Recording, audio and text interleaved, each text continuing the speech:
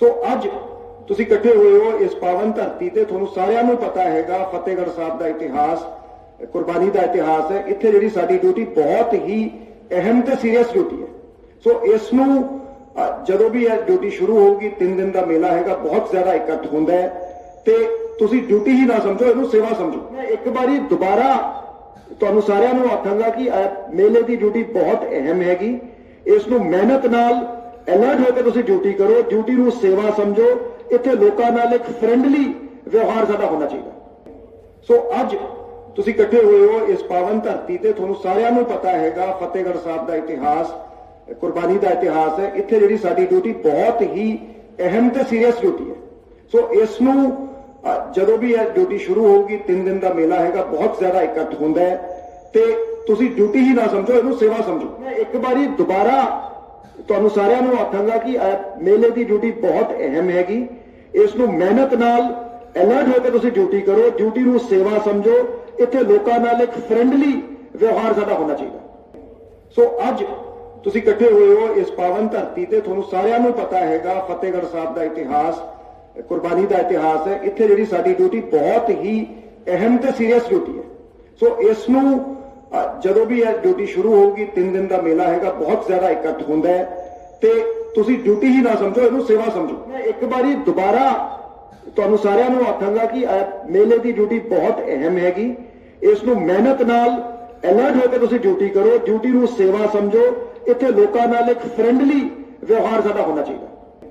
ਸੋ ਅੱਜ ਤੁਸੀਂ ਇਕੱਠੇ ਹੋਏ ਹੋ ਇਸ ਪਾਵਨ ਧਰਤੀ ਤੇ। ਤੁਹਾਨੂੰ ਸਾਰਿਆਂ ਨੂੰ ਪਤਾ ਹੈਗਾ ਫਤਿਹਗੜ੍ਹ ਸਾਹਿਬ ਦਾ ਇਤਿਹਾਸ, ਕੁਰਬਾਨੀ ਦਾ ਇਤਿਹਾਸ ਹੈ। ਇੱਥੇ ਜਿਹੜੀ ਸਾਡੀ ਡਿਊਟੀ ਬਹੁਤ ਹੀ ਅਹਿਮ ਤੇ ਸੀਰੀਅਸ ਡਿਊਟੀ ਹੈ। ਸੋ ਇਸ ਨੂੰ ਜਦੋਂ ਵੀ ਇਹ ਡਿਊਟੀ ਸ਼ੁਰੂ ਹੋਊਗੀ, 3 ਦਿਨ ਦਾ ਮੇਲਾ ਹੈਗਾ, ਬਹੁਤ ਜ਼ਿਆਦਾ ਇਕੱਠ ਹੁੰਦਾ ਹੈ ਤੇ ਤੁਸੀਂ ਡਿਊਟੀ ਹੀ ਨਾ ਸਮਝੋ, ਇਹਨੂੰ ਸੇਵਾ ਸਮਝੋ। ਮੈਂ ਇੱਕ ਵਾਰੀ ਦੁਬਾਰਾ ਤੁਹਾਨੂੰ ਸਾਰਿਆਂ ਨੂੰ ਆਖਾਂਗਾ ਕਿ ਮੇਲੇ ਦੀ ਡਿਊਟੀ ਬਹੁਤ ਅਹਿਮ ਹੈਗੀ।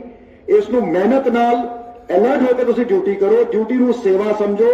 ਇੱਥੇ ਲੋਕਾਂ ਨਾਲ ਇੱਕ ਫ੍ਰੈਂਡਲੀ ਵਿਵਹਾਰ ਸਾਡਾ ਹੋਣਾ ਚਾਹੀਦਾ।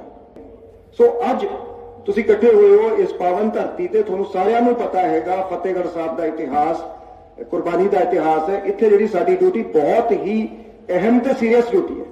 ਸੋ ਇਸ ਨੂੰ ਜਦੋਂ ਵੀ ਇਹ ਡਿਊਟੀ ਸ਼ੁਰੂ ਹੋਊਗੀ, 3 ਦਿਨ ਦਾ ਮੇਲਾ ਹੈਗਾ, ਬਹੁਤ ਜ਼ਿਆਦਾ ਇਕੱਠ ਹੁੰਦਾ ਹੈ ਤੇ ਤੁਸੀਂ ਡਿਊਟੀ ਹੀ ਨਾ ਸਮਝੋ, ਇਹਨੂੰ ਸੇਵਾ ਸਮਝੋ। ਮੈਂ ਇੱਕ ਵਾਰੀ ਦੁਬਾਰਾ ਤੁਹਾਨੂੰ ਸਾਰਿਆਂ ਨੂੰ ਆਖਾਂਗਾ ਕਿ ਮੇਲੇ ਦੀ ਡਿਊਟੀ ਬਹੁਤ ਅਹਿਮ ਹੈਗੀ।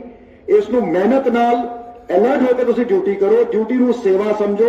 ਇੱਥੇ ਲੋਕਾਂ ਨਾਲ ਇੱਕ ਫ੍ਰੈਂਡਲੀ ਵਿਵਹਾਰ ਸਾਡਾ ਹੋਣਾ ਚਾਹੀਦਾ। ਸੋ ਅੱਜ ਤੁਸੀਂ ਇਕੱਠੇ ਹੋਏ ਹੋ ਇਸ ਪਾਵਨ ਧਰਤੀ ਤੇ। ਤੁਹਾਨੂੰ ਸਾਰਿਆਂ ਨੂੰ ਪਤਾ ਹੈਗਾ ਫਤਿਹਗੜ੍ਹ ਸਾਹਿਬ ਦਾ ਇਤਿਹਾਸ, ਕੁਰਬਾਨੀ ਦਾ ਇਤਿਹਾਸ ਹੈ। ਇੱਥੇ ਜਿਹੜੀ ਸਾਡੀ ਡਿਊਟੀ ਬਹੁਤ ਹੀ ਅਹਿਮ ਤੇ ਸੀਰੀਅਸ ਡਿਊਟੀ ਹੈ।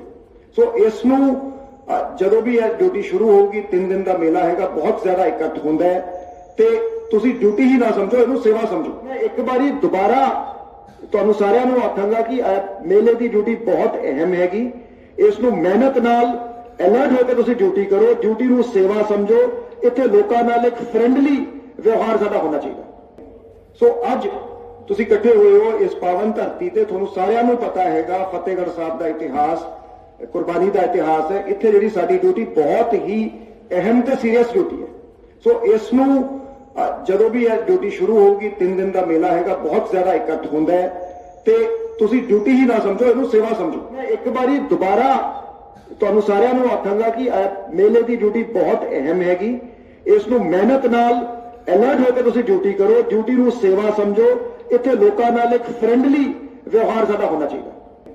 ਸੋ ਅੱਜ ਤੁਸੀਂ ਇਕੱਠੇ ਹੋਏ ਹੋ ਇਸ ਪਾਵਨ ਧਰਤੀ ਤੇ। ਤੁਹਾਨੂੰ ਸਾਰਿਆਂ ਨੂੰ ਪਤਾ ਹੈਗਾ ਫਤਿਹਗੜ੍ਹ ਸਾਹਿਬ ਦਾ ਇਤਿਹਾਸ, ਕੁਰਬਾਨੀ ਦਾ ਇਤਿਹਾਸ ਹੈ। ਇੱਥੇ ਜਿਹੜੀ ਸਾਡੀ ਡਿਊਟੀ ਬਹੁਤ ਹੀ ਅਹਿਮ ਤੇ ਸੀਰੀਅਸ ਡਿਊਟੀ ਹੈ।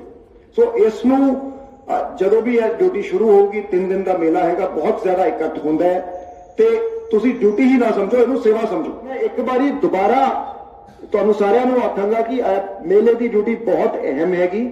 ਇਸ ਨੂੰ ਮਿਹਨਤ ਨਾਲ ਅਲਰਟ ਹੋ ਕੇ ਤੁਸੀਂ ਡਿਊਟੀ ਕਰੋ, ਡਿਊਟੀ ਨੂੰ ਸੇਵਾ ਸਮਝੋ। ਇੱਥੇ ਲੋਕਾਂ ਨਾਲ ਇੱਕ ਫ੍ਰੈਂਡਲੀ ਵਿਵਹਾਰ ਸਾਡਾ ਹੋਣਾ ਚਾਹੀਦਾ।